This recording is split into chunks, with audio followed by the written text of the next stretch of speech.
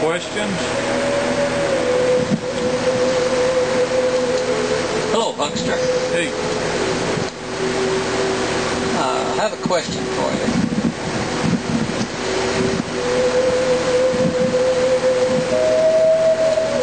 From your belief,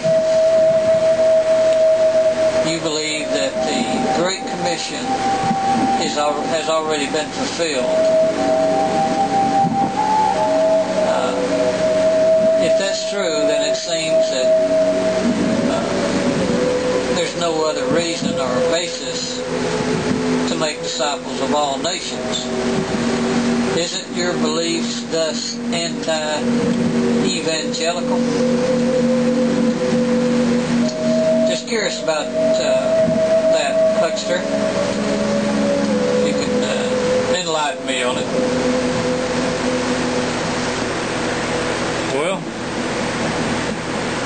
I think first we need to look at a few scriptures, see what they say. Let's look at Romans 10:18.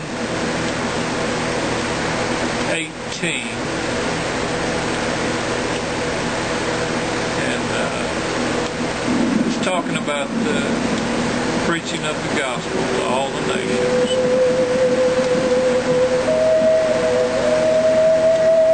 Says, but I say, have they not heard?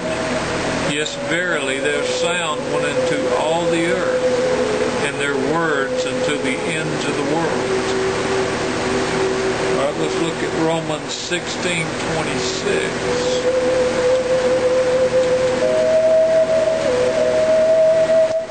But now is made manifest, and by the scriptures of the prophets, according to the commandment of the everlasting God, made known to all nations for the obedience of faith. And let's look at Colossians 1:5-7.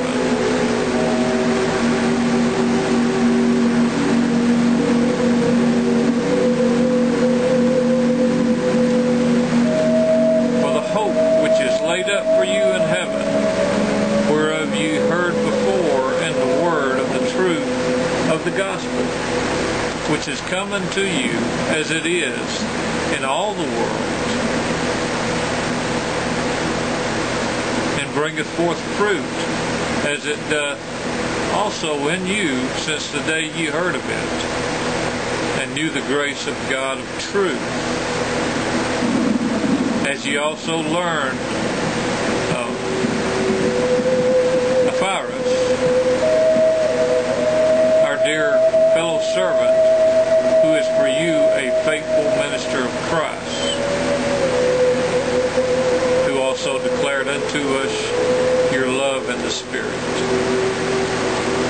Let's look at Titus 2:11.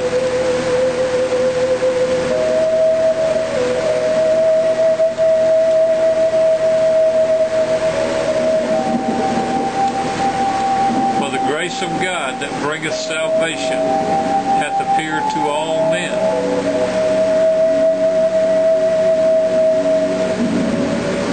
And there are others that say that the gospel had been preached to every creature, and it had been preached to the whole cosmos.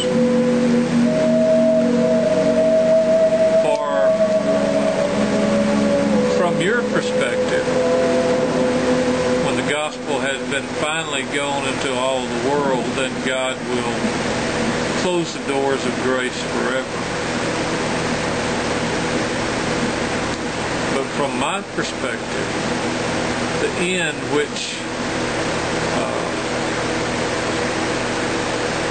historically followed the worldwide preaching of the gospel, opened the doors of the gospel of Christ to the world. For me, the spread of the gospel unto all the nations was the establishment and not the termination of God's gospel. Grace to the continuing generations of the world. While the doors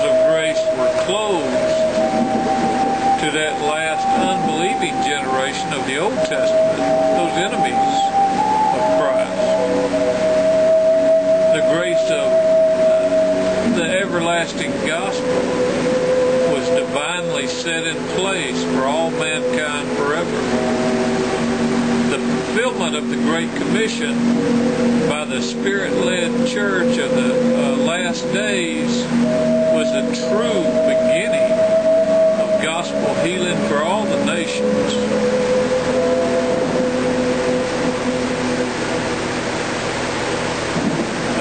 Most forms of thinking nowadays overtly teach an eventual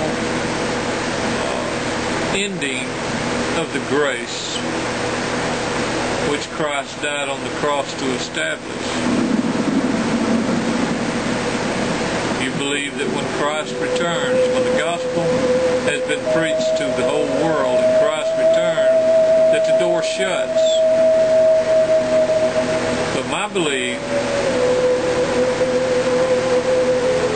necessarily means the praise and magnifying of God's gospel on earth and to all generations, His world without end. Amen. So I hope that answers your questions on how I see that, where Christ says the end is not yet until the gospel is preached to the whole world, then the end would come. The gospel was preached to the whole world according to 6 or 8 scriptures in the New Testament. So that's my thought on that.